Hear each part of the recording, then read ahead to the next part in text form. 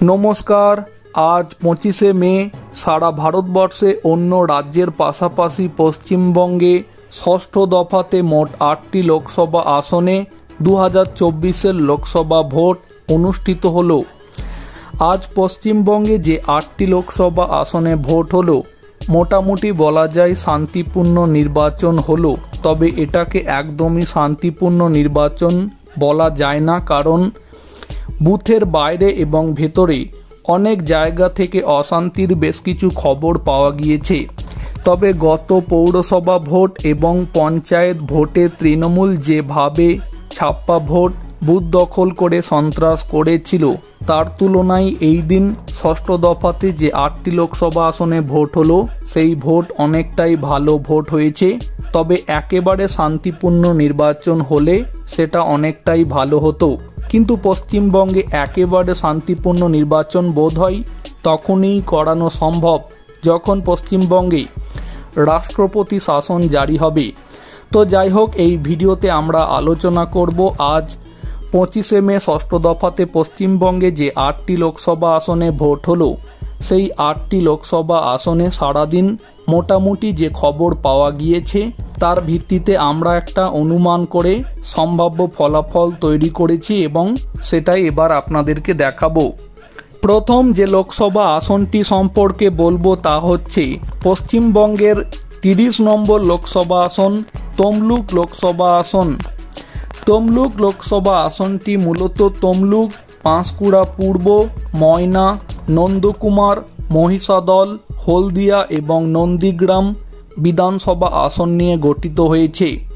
এবার 2024 লোকসভা ভোটে তমলুক লোকসভা কেন্দ্র থেকে মোটামুটি সারাদিন যেভাবে ভোট হয়েছে এবং আমরা যে খবর পেয়েছি তার ভিত্তিতে সম্ভাব্য ফলাফল এটাই দাঁড়াচ্ছে তমলুক, পাঁশকুড়া পূর্ব, ময়না, নন্দকুমার, মহিষাদল, হলদিয়া এবং নন্দীগ্রাম এই 7টি বিধানসভা আসন থেকেই বিজেপি লিড পাবে। অতএব সম্ভাব্য ফলাফল হচ্ছে তমলুক লোকসভা আসন থেকে বিজেপি খুব ভালো ভোটে জিততে চলেছে। এরপরে যে লোকসভা আসনটি সম্পর্কে বলবো তা হচ্ছে পশ্চিমবঙ্গের 31 নম্বর লোকসভা আসন কাঁথি লোকসভা কেন্দ্র। কাঁথি লোকসভা কেন্দ্রটি চণ্ডীপুর, পটাশপুর, কাঁথি উত্তর, ভগবানপুর, খেজুরি, কাঁথি দক্ষিণ এবং রামনগর বিধানসভা আসন নিয়ে গঠিত হয়েছে।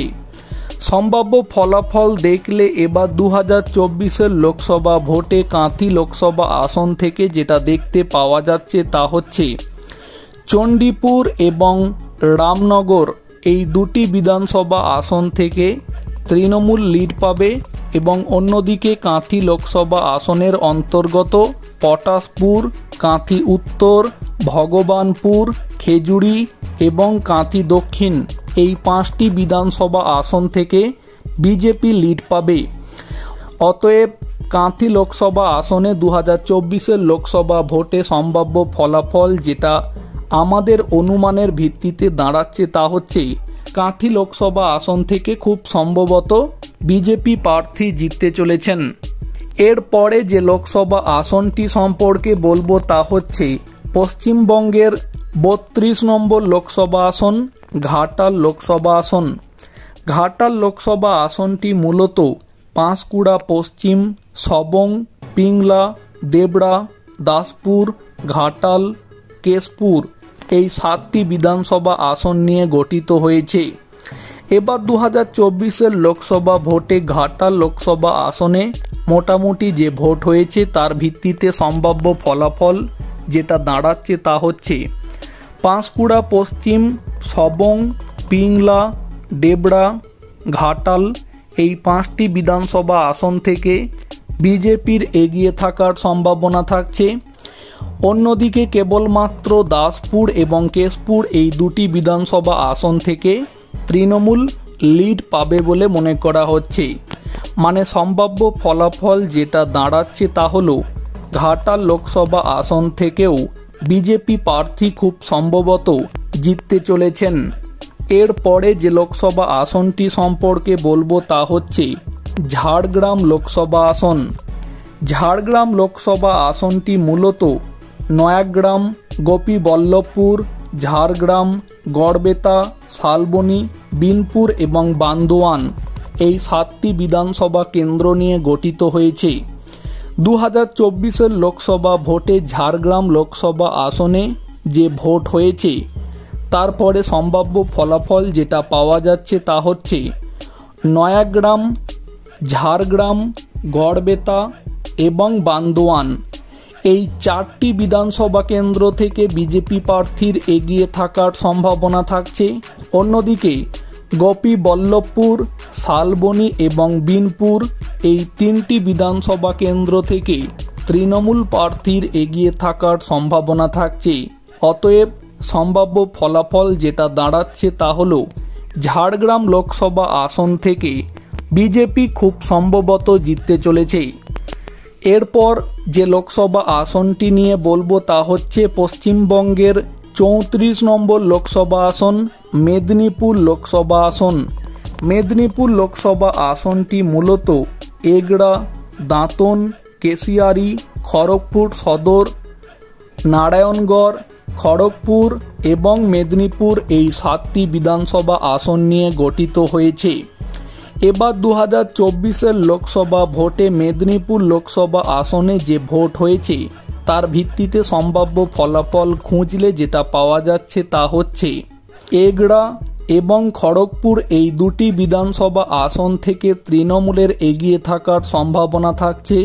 অন্যদিকে দাঁতন, কেশিয়ারি, খড়গপুর সদর, নারায়ণগড় এবং মেদিনীপুর এই 5টি বিধানসভা কেন্দ্র থেকে বিজেপির এগিয়ে থাকার সম্ভাবনা থাকছে এবং এর ভিত্তিতে যেটা সম্ভাব্য ফলাফল দাঁড়াচ্ছে তা হল 2024 লোকসভা ভোটে মেদিনীপুর লোকসভা কেন্দ্র থেকে খুব সম্ভবত বিজেপি প্রার্থী জিততে চলেছেন।